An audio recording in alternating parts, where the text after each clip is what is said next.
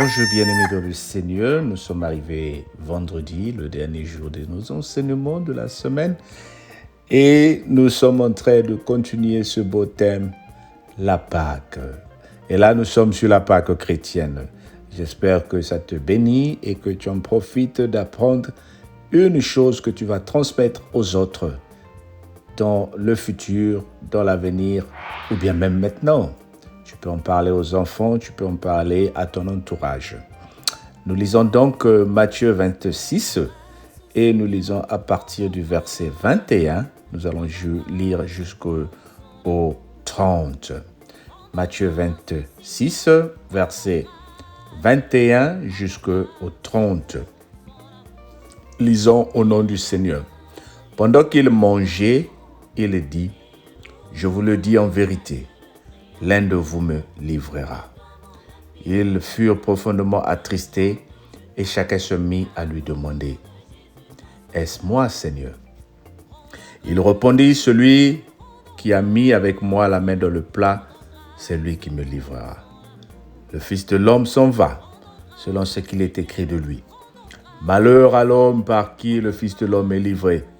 Mieux vaudrait pour cet homme qu'il ne fût pas né. » Judas le livra, prit la parole et dit. Judas qui le livrait prit la parole et dit, « Est-ce moi, Rabbi ?» Jésus lui répondit, « Tu l'as dit. » Pendant qu'il mangeait, Jésus prit du pain.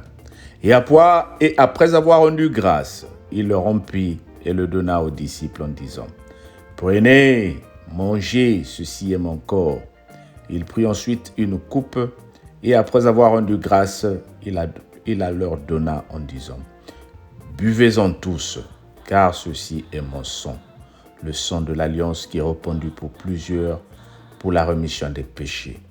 Je vous le dis, je ne boirai plus désormais de ce fruit de la vigne, jusqu'au jour où j'en boirai de nouveau avec vous dans le royaume de mon Père. » Après avoir chanté les cantiques, ils se rendirent à la montagne des Oliviers. Amen. Un très, très, très bon message, une très bonne lecture, un très bon texte que nous venons de lire de la Bible. Et je t'encouragerai à le lire encore et à méditer pendant cette période sainte. Oh bien-aimé, notre Seigneur Jésus-Christ est à table avec ses disciples, les gens avec lesquels il a partagé sa vie pendant 3 ans de travail et de service. Ce qu'on appelle au nom aujourd'hui dans le monde de tous les jours, des best friends, pas mastanaï, pas ndekonaï, ceux avec qui, ses complices, avec qui il a passé beaucoup de temps. Et parmi eux, sur les 12, il y a un qu'on appelle Judas. Jésus dit, pendant que nous sommes en train de manger, l'un de vous m'a déjà livré. C'est-à-dire, l'un de vous m'a trahi. Oh bien-aimé, quelle leçon nous sommes en train de tirer ici? Aujourd'hui, nous pensons que nos ennemis ou ceux qui nous veulent du mal, c'est le voisin qui ne te parle pas. Ou c'est ce superviseur au travail qui ne t'aime pas. Tu penses que c'est lui qui va te tuer. Tu vas penser que la personne qui ne te dit pas bonjour, c'est ton ennemi. Et souvent, tu fais confiance à toutes les personnes qui partagent et qui boivent avec toi. Souvent même, tu vas dans les toilettes, tu laisses ton verre, ton assiette exposée parce que tu te dis « Bah mastanangai, bah zali ». Mes pires sont là. Nous allons comprendre aujourd'hui avec l'exemple des poisons qui se passent aujourd'hui, les gens qui sont en train d'être empoisonnés. C'est devenu à la mode dans le monde des chrétiens, dans le monde des Africains, où les gens sont en train de s'empoisonner, en Afrique comme en Europe. Bien aimé, ces gens qui t'empoisonnent ou qui sont en train d'empoisonner ne sont pas tes ennemis, mais ce sont tes amis. Ce sont tes amis. Regardez ici, Judas est en train de vendre Jésus. Mais c'est comme des amis qui mettent le poison dans ta boisson. Et pourtant, ce sont tes amis. Mais pourquoi Judas se permet d'aller vendre Jésus? Mais c'est parce qu'il a vu que Jésus ne lui sert plus à rien. Ce monsieur-là qui générait de l'argent pour que nous ayons de l'argent, il commence à nous parler de la mort. Il commence à nous enseigner une morale, mais moi je ne suis pas dedans. Je dois finir avec lui, je dois avoir un peu d'argent. l'esprit de jalousie est rentré en lui. Parce qu'on a versé le parfum sur les pieds de Jésus, l'esprit de jalousie est rentré avec lui. Là, je suis en train de parler à une personne dans ton milieu où tu dis, je suis avec mes amis, parce que tu viens de leur annoncer que tu as acheté une voiture, l'esprit de jalousie est en train de s'installer. Parce que tu leur dis que ta femme fait à manger, elle prépare très bien, l'esprit de jalousie est là. Oh, mais pourquoi toi, tu es toujours en paix avec ta femme? Pourquoi c'est toi qui es anglais ou français, eux, ils n'ont pas la nationalité? Pourquoi c'est toi qui as des papiers? Pourquoi c'est toi qui as toujours le travail et eux, ils sont toujours avec les intérims? Pourquoi chez toi, ça marche et chez eux, ça ne marche pas? Mais pour toi, vous êtes des amis, tu leur parles, tu essaies un peu de les encourager. Ça commence à susciter de la jalousie. Oui. Ah, même moi, je suis arrivé en Europe avant lui. Mais pourquoi lui, il évolue comme ça? Alors ces gens-là, parfois sans le vouloir, l'esprit de la jalousie est en train de leur mettre maintenant des idées. La brèche est ouverte. Que tu le veuilles ou pas, la brèche est ouverte. Et les gens commencent à chercher à mettre du poison pour te tuer. Bien-aimé, cela ne veut pas dire que tes amis sont mauvais. Je ne suis pas en train de prêcher contre tes amis, mais je suis en train de prêcher pour que nous fassions tous attention. La confiance n'exclut pas le contrôle. Fais attention autour de toi. Qui est autour de toi, même dans le milieu des chrétiens, même dans les églises, dans les milieux de prière. Fais attention qui est là. Le fait que toi tu pries bien, le fait que toi tu prêches bien, ça ne plaît pas à tout le monde. Il y en a qui veulent ta place. Il y en a qui se disent, mais pourquoi pas moi? Beaucoup de choses que nous avons essayé, que nous avons commencé de faire, nombreux ont voulu faire la même chose. Mais la Bible dit, laissez-les faire. Si c'est une œuvre de Dieu, elle va continuer. Aujourd'hui, il y en a beaucoup qui se sont arrêtés en chemin. Si c'était pour Dieu, pourquoi tu t'es arrêté? Bien-aimé, je suis en train de nous faire comprendre ici que Judas est en train de mettre la main dans la même nourriture avec Jésus qui est Dieu. Est-ce que tu comprends? Judas. Oh bien-aimé, ne pense pas que tes ennemis sont loin. Tes ennemis sont autour de toi. Tes ennemis sont autour de toi. Ou bien ici, ils sont loin. Ils vont chercher ceux qui sont autour de toi pour te finir. Fais attention. Sois vigilant dans la prière. Sois vigilant dans la prière. Spirituellement et physiquement, sois vigilant. Alors, nous sommes en train de voir ici. Le Seigneur est en train de dire, ce repas que nous sommes en train de manger, je ne le mangerai plus avec vous. Cette coupe que nous sommes en train de boire symbolise le sang que je vais verser pour vous. Est-ce que tu comprends maintenant l'objectif de la Pâque? Notre Seigneur Jésus est venu pour mourir pour nos péchés. Dieu a vu à l'époque, je vais maintenant t'expliquer. Lorsque les enfants d'Israël, nous avons compris la Pâque juive, lorsque les enfants d'Israël sont sortis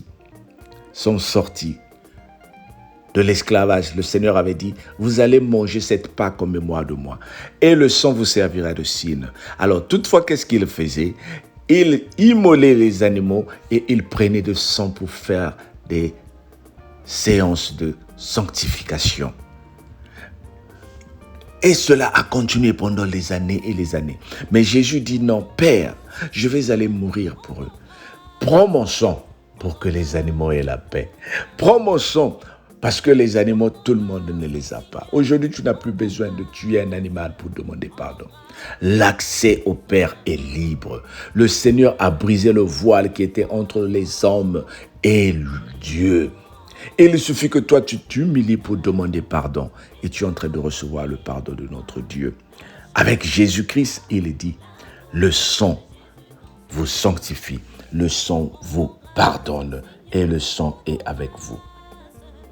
Prenez et mangez, ceci est mon corps. Et il prit encore ensuite une coupe. Et après avoir rendu grâce, il leur donna en disant, buvez-en, car ceci est mon sang. Le sang de l'alliance qui est répandu pour plusieurs pour la rémission des péchés. Tu comprends?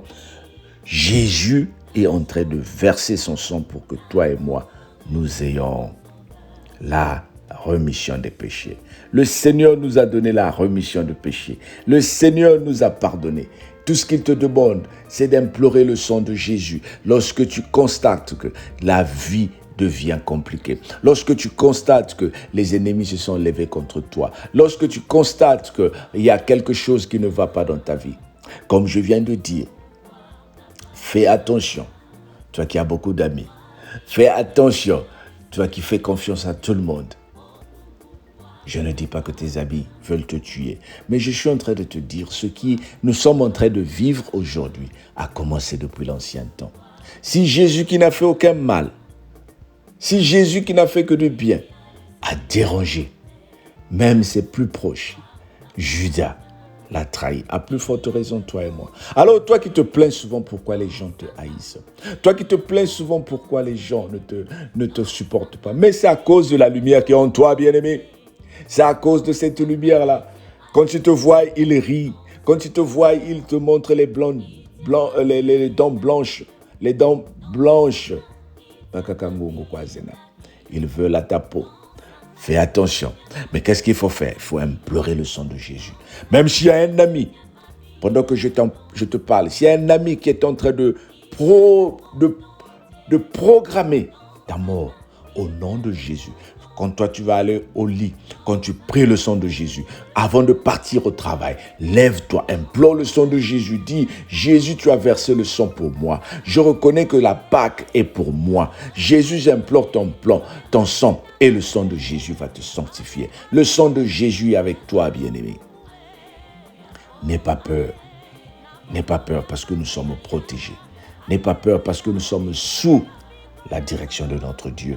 Alors je déclare à une personne que ceux qui se sont rangés du camp de tes ennemis, ceux qui veulent faire des complots, ceux qui se réunissent autour de ton nom, sont en train d'être dispersés au nom de Jésus.